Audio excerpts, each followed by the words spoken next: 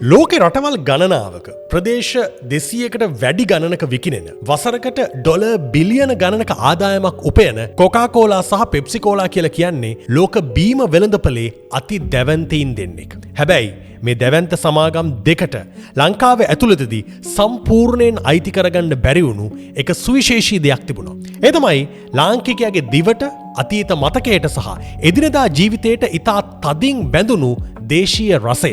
මේ ලෝකෙ දැවැන්තයින් දෙන්නට අභියෝග කරපු අපේ රටේ සමාගම තමයි එලිෆන්ට් හවුස් සමාගම කියලා කියන්නේ. අදටත් කොකාකෝලා පෙප්සි කියන බ්‍රෑන්ඩ් දෙකම ලංකාවේ ඇතුළත නිෂ්පාදනය කරලා අලෙවි කරනවා. සැබෑ ජයග්‍රහණය තියෙන්නේ ඊට වඩා ගොඩාක් ගැඹුරු තැනක. ලෝකයේ දැවැන්තම බ්‍රෑන්ඩ් දෙකක් එක්ක එකම රාක්කේ, එකම හෝටලයක, එකම ෆ්‍රිජ් එකේ, සමහරක් වෙලාවට එකම කෑම මේසයක් උඩ තරඟ කරන ගමන් අපේ දේශීය බ්‍රෑන්ඩ් එකක් Tamanගේ නායකත්වය සහ ජනප්‍රියත්වය පරම්පරා ගණනාවක් තිස්සේ රැකගෙන ඉන්න එකයි මෙතන තියෙන නියම ජයග්‍රහණය. මේක කොච්චර සාර්ථකද කියලා කියනවා නම් 2026 LMD Most Loved සමීක්ෂණයට අනුව ශ්‍රී ලංකාවේ ප්‍රියතම cold beverage brand 3 විදිහට පළවෙනි තැන Elephant House, දෙවෙනි තැන Coca-Cola සහ තුන්වෙනි තැන Sprite හැටියටයි සඳහන් වෙලා තියෙන්නේ. ඒ වගේම ශ්‍රී ලංකා අපනයන සංවර්ධන මණ්ඩලයේ තියෙන Ceylon Cold Stores profile එකේ පැහැදිලිවම Elephant House soft drinks ශ්‍රී ලංකාවේ මාකට් ලීඩර් විදිහට හඳුන්වලා දීලා තියෙනවා. ඒ නිසා මේක විදේශීය සමාගම් එක්ක ලංකාවේ බීම සමාගමක් ගහපු මාස්ටර් මයින්ඩ් බිස්නස් ප්ලෑන් එකක්. අද මේ වීඩියෝ එකෙන් අපි ඔබට කියන්නේ මෙන්න මේ IQ ස්ටෝරි එක ගැන. සම්පූර්ණ කතාව දැනගන්න වීඩියෝ එක අන්තිම වෙනකම් බලන්න. මේ වගේ ව්‍යාපාරික ලෝකයේ වුණු අමුතු අලුත් දේවල් දැනගන්න IQ ස්ටෝරි අපිව YouTube වල subscribe කරන්න. Facebook වල follow කරලා තියාගන්න.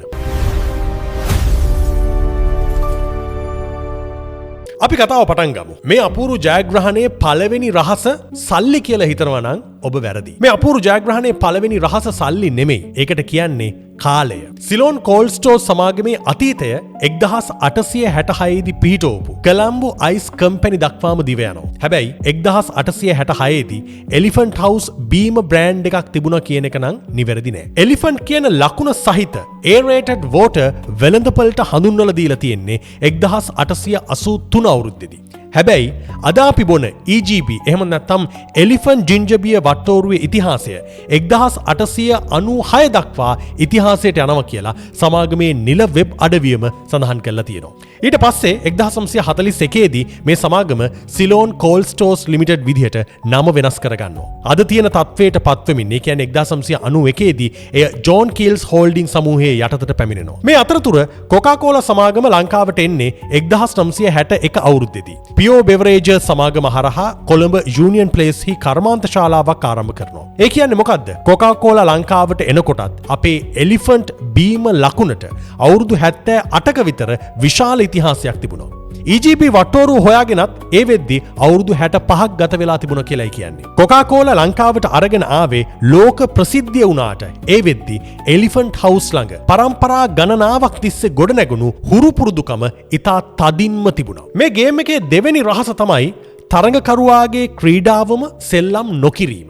එලිෆන්ට් හවුස් සමාගම කොකාකෝලා හෝ පෙප්සි එක්ක කෝලා රසයෙන් පමණක් මුහුණට මුහුණ යුද්ධයකට ගියේ නෑ. ඒ වෙනුවට ඔවුන් කළේ EGB, cream soda, Necto, orange barley වගේ සම්පූර්ණයෙන් එකිනෙකට වෙනස් ෆ්ලේවර් බ්‍රෑන්ඩ්ස් හරහා ලාංකික වෙළඳපොලේ වෙන වෙනම මතකයන් සහ භාවිතා වන අවස්ථා අයිති කර ගැනීම. මේකේ ශක්තිමත් උදාහරණයක් තමයි EGB බ්‍රෑන්ඩ් එක. එලිෆන්ට් හවුස් නිල තොරතුරු වලට අනුව EGB සඳහා යොදා ගන්න ප්‍රධාන ඉඟුරු අමුද්‍රව්‍ය 100%ක්ම ස්වභාවිකයි. මේව සම්පූර්ණයෙන් ලබා ගන්නේ දේශීය කුඩා සහ මධ්‍යම පරිමාණ ගොවීන්ගෙන්. 2025-26 සිලෝන් කෝල්ඩ් ස්ටෝර්ස් වාර්ෂික වාර්තාවේ සඳහන් වන විදිහට අද වෙනකොට දේශීය ඉඟුරු සැපයුම්කරුවන් 650කට වැඩි පිරිසක් සමග ඔවුන් සමදතා පවත්වනවා. ඒ නිසා මේ දේශීය ඉඟුරු කියන කතාව නිකම්ම නිකම් ඇඩ්වර්ටයිසිං ලයින් එකක් නෙමෙයි. ඒක නිෂ්පාදන සැපයුම් දාමේම තියෙන සත්‍යයක්. හැබැයි මෙතනදී අපි තවත් වැදගත් ෆැක්ට් චෙක් එකක් කරන්න ඕනේ. අපේ ගොඩක් දෙනෙක් හිතනවා EGB බිව්වහම කොත්තු, බිරියානි, ෆ්‍රයිඩ් රයිස් ඉක්මනින් දිරවනවා කියලා. හැබැයි මේක විද්‍යාත්මක සත්‍යයක් විදිහට සලකන්න බෑ. ඉඟුරුම වෙනමම ලබා දුන් කුඩා මානව අධ්‍යයන කිහිපයකින් ආමාශයේ ක්‍රියාවලිය වේගවත් වෙනවා කියලා පෙන්වලා දීලා තියෙනවා. ඒකෙන් සීනි සහිත කාබනේට් EGB එකක් බීමෙන් ආහාර දිරවීම වැඩි වෙනවා කියලා කොහොමත්ම ඔප්පු වෙන්නේ නැහැ කියලායි කියන්නේ. එහෙනම් EGB සහ අපේ කෑම අතර තියෙන මේ බැඳීම බොරුවක්ද? ඒකත් බොරුවක් නෙමෙයි. මේ සම්බන්ධයේ ශක්තිය තියෙන්නේ ඖෂධීය ක්ලේම් එකක් විදිහට නෙමෙයි. ඒක තියෙන්නේ ව්‍යාපාරික මනෝවිද්‍යාවේ ටේස්ට් පෙයාරින් එකක් සහ ඔකේෂන් ඕනර්ෂිප් එකක් විදිහට. EGB එකේ තියෙන තද ස්පයිසි ජින්ජර් නෝට් එක අපේ ලාංකික කුළුබඩු සහිත කෑම සමග එකතු වුනහම වෙනස්ම විදිහේ සෙන්සරි කන්ට්‍රාස්ට් එකක් එහෙම නැත්නම් සංවේදී අත්දැකීමක් හැදෙනවා. එලිෆන්ට් හවුස් සමාගම ඒ අත්දැකීම එක වාක්‍යයකින් ඉතාමත් දක්ෂ විදිහට අයිති කරගත්තා. ඒ තමයි EGB නැතුව කෑම එපා කියන එක. අදටත් ඔවුන්ගේ නිල ප්‍රොඩක්ට් පේජ් එකේ මේකේ ඉංග්‍රීසි අදහස වන no EGB no food කියන එක ඒ විදිහටම භාවිතා කරනවා. මේක හොඳ ටැග්ලයින් එකක් විතරක් නෙමෙයි. බ්‍රෑන්ඩ් එක මුළු ප්‍රොඩක්ට් කැටගරි එකම අයිති කරගන්නවා වෙනුවට පාරිභෝගිකයාගේ ජීවිතේ නිශ්චිත මොහොතක් අයිති කරගත්තේ මෙන්න මේ විදිහට. නිකම්ම බීමක් ඕනි කියන මොහොතට වඩා කෑම කනවා කියන මොහොතට EGB තමන්ව සම්බන්ධ කරගත්තා. 2025-26 වාර්ෂික වාර්තා බලද්දී මේ ස්ට්‍රැටජි එක අදටත් කොච්චර සාර්ථකද කියලා පේනවා. EGB කෑම කලාව කියන වැඩසටහන තුලින් EGB භාවිතා කළ මේ ෆියුෂන් ෆුඩ්, EGB මොක්ටේල්ස් වගේ දේවල් දේශීය ආහාර සංස්කෘතික අත්දැකීම් සහ විශාල සංගීත වැඩසටහන් එකට සම්බන්ධ කරලා තියෙනවා. ඒ කියන්නේ පැරණි ටැග්ලයින් එක අද අලුත් පරම්පරාවට ගැලපෙන ඉවෙන්ට් එක්ස්පීරියන්ස් එකක් බවට ඔවුන් පත් කරලා තියෙනවා. තුන්වෙනි රහස තමයි ක්‍රීම් සෝඩා එක නිකම්ම බීමකට වඩා මතකයක් බවට පත්වීම. අපේ ලාංකික පවුල් ගොඩක අයට ක්‍රීම් සෝඩා කියනකොට මතක් වෙන්නේ බර්ත්ඩේ පාටි එකක්, දානෙගයක්, අවුරුදු කෑම මේසයක්, ස්කෝලේ ට්‍රිප් එකක්, අසනීප වෙලා ඇඳේ හිටපු දවස්වල උණ හැදුනහම ක්‍රීම් සෝඩා එකක් ගෙනත් දුන්න මතකය, මේ වගේ දේවල්. හැබැයි මේ පුරුද්ද ආරම්භ කළේ කවුද, කවදද, එලිෆන්ට් හවුස් සමාගම විසින් මේක නිල වශයෙන් ප්‍රචාරය කළාද කියන එක තහවුරු කරන්න කිසිම විශ්වාසදායක ලේඛනගත මූලාශ්‍රය අපිට හම්බුනේ නැහැ. ඒ නිසා එය වෛද්‍ය සත්‍යයක් හෝ සමාගම සැලසුම් කරපු කැම්පේන් එකක් විදිහට කියනවට වඩා මේකේ සම්පූර්ණ අර්ථය අපි හොයාගන්න බලමු. ක්‍රීම් සෝඩා කියන්නේ උණ සුව කරන ප්‍රතිකාරයක් නෙමෙයි.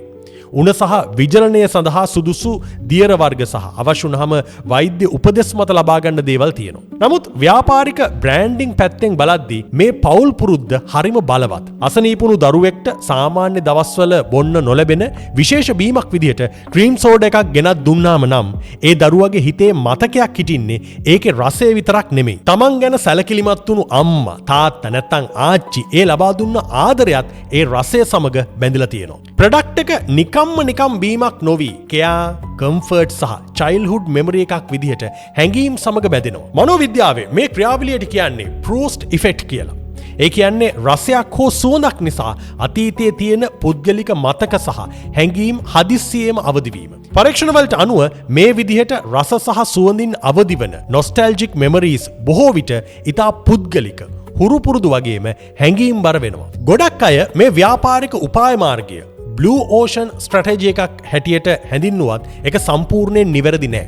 Blue Ocean එකක් කියන්නේ අඩු වියදමත් වෙනස්කමත් එකවර හඹා ගිහිල්ලා තරඟකරුවන් අදාළ නොවන අලුත් මාකට් ස්පේස් එකක් නිර්මාණය කරගන්න එකට. හැබැයි එලිෆන්ට් හවුස් අදටත් තරඟකාරී කාබනේටඩ් සොෆ්ට් ඩ්‍රින්ක් මාකට් එක ඇතුළෙම කොකාකෝලා, පෙප්සි සහ අනිත් බ්‍රෑන්ඩ් සමග සටන් කරනවා. මේ නිසා මෙහිදී පාවිච්චි කරන්න පුළුවන් නිවැරදිම ව්‍යාපාරික වචන තුන තමයි ඩිෆරෙන්ෂියේෂන්, කල්චරල් බ්‍රෑන්ඩින් සහ ඔකේෂන් බේස් පොසිෂනින් කියන එක.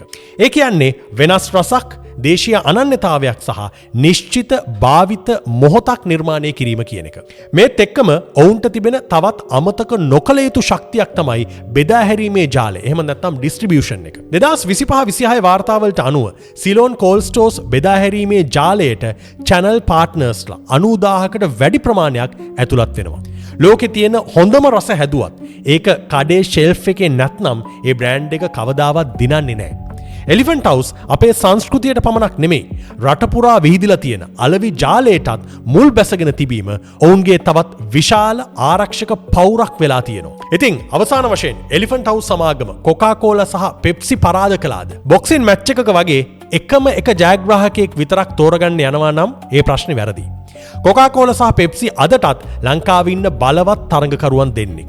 නමුත් ලෝකේ දැවැන්තම මාකටිං බජට් එකක් තියෙන සමාගම් දෙකක් ඉදිරියේ අපේ දේශීය බ්‍රෑන්ඩ් එකක් තමන්ගේ ෆ්ලේවර් අයිඩෙන්ටිටි එක, ඩිස්ට්‍රිබියුෂන් එක සහ පවුල් මතක සහ ආහාර සංස්කෘතිය අහිමි කරගන්න නැතුව තාමත් ඉදිරියෙන් සිටීම සැබෑ ජයග්‍රහණයක්. මේ කතාවෙන් ඕනෑම කුඩා ව්‍යාපාරයකට ගන්න පුළුවන් පාඩම හරිම සරලයි.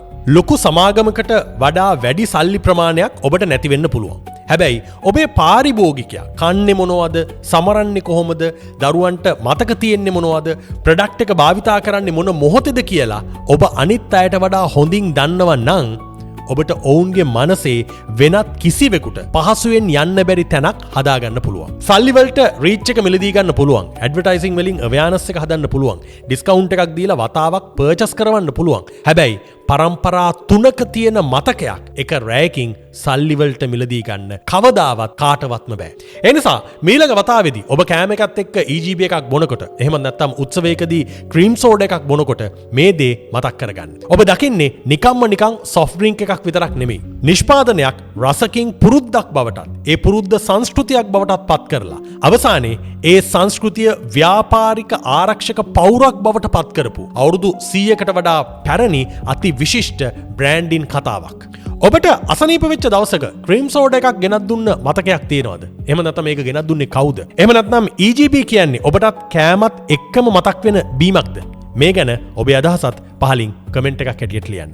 මේ වගේ ව්‍යාපාරික ලෝකයේ සිදුවුණු කතා හරියටම දැනගන්න IQ Story අපිව YouTube වල subscribe කරන්න. Facebook වල follow කරලා තියාගන්න. ඔබට සුබ දවසක්.